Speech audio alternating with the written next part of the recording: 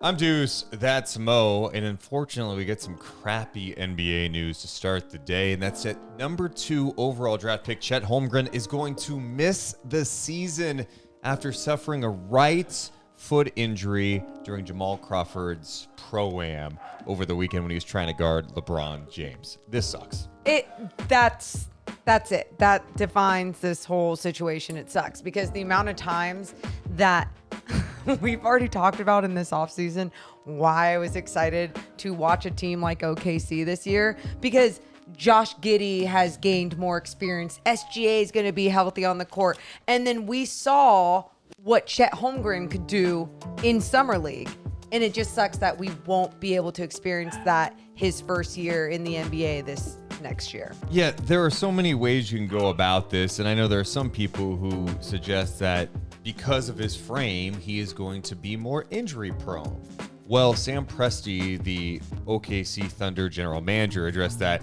His quote was pretty telling. He says, "It's an acute injury. It's an impact injury. It's a figment of the alternate reality of the internet, but it's not reality," talking about his skinny frame being a factor. So he really pushed back on that.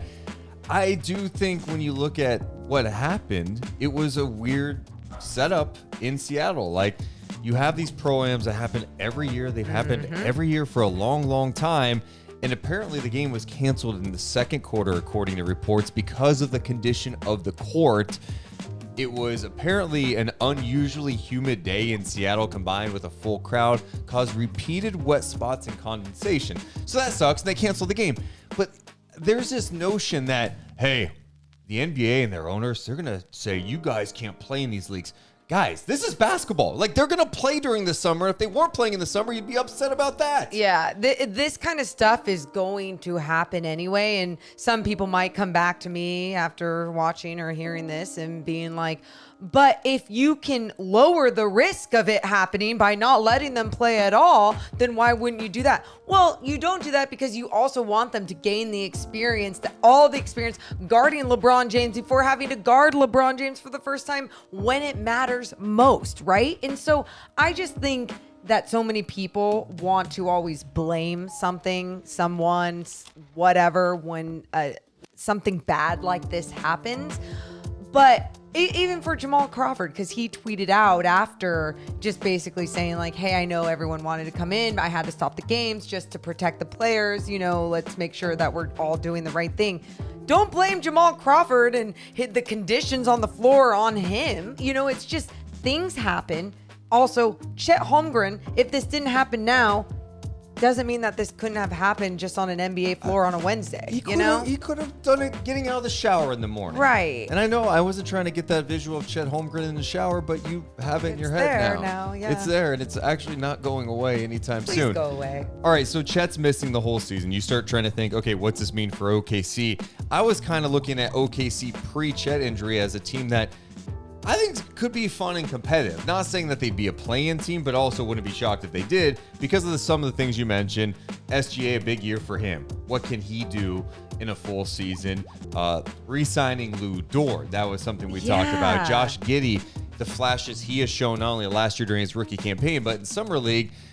You lose Chet, that definitely hurts. And so some people think that OKC may go in tank mode. I don't know, but it's obviously a blow to this team that was really looking forward to seeing him play. Just to make a light of this situation, just a little bit. Can't wait. How do you make a light of this situation? How many people, as soon as they heard this news, thought, what the hell does Sam Presti do? What is he doing? He's lying. Sam Presti. They were like Sam Presti actually injured him. He hired Tanya Harding, took him out back, boom, went to his leg and said, Well, I mean, that we want Victor next year. It is possible, I guess. Stop. Speaking of Sam Presti, here is his message to OKC fans after this tough news for OKC. If there's one thing I could say to our fans, I think this is important. This is Chet's first experience really in Oklahoma City. And I think that it's a very special place to play. And I would just tell our fans, let them know that you care. Let them know that you have his back, because this is the type of guy that's going to have your back. and he's going to have your back for a long time. And I kind of, in a weird way, the way the relationship is starting between him and the fans is, Chet hasn't made a basket for this team yet. So, I think our fans being supportive of him and showing what it's really like to play here and why it's such a special place to play, without even having put the ball in the basket yet, I think that's pretty unique. And so I would just say, let him know that you care, let him know you have his back, because he's going to have yours. And he's going to be a special guy for you to watch over the course of time. So pretty cool message there from Sam Presti. And the reality is, this is not like Chet has dealt with a ton of injuries throughout his career. This is the first major thing he is going through in his basketball journey. And it's tough. It is so tough because, tough. Everything you hear about him, you saw it up close. Like, the dude is super competitive. He's not the first rookie to go through something like this in recent years. You think of Joel Embiid, who Embiid missed his first 2 years. Simmons missed a year in the NBA, and then even Blake Griffin. So this stuff definitely sucks, but at the same time, it doesn't mean it's all over for Chet. Like, not for at him, all. I hope he's able to connect with people who have gone through similar experiences. I'm with you, Deuce, and that's why I really do appreciate Sam Presti putting out something so sweet, so kind like that too, and to encourage people to do the right thing. Like, let's humanize the situation. At the end of the day, this guy who has the competitive spirit that he has wants to be out on the floor playing more than anything in the world, and that is being taken away from him with this injury in his first year in the NBA. So what can we do for him? We can help his spirits, make sure that he's doing okay mentally and not piling on when the guy's already down. For more NBA and Kings content, we do a lot of Kings content. Hit the thumbs up button, spread the word. Thanks.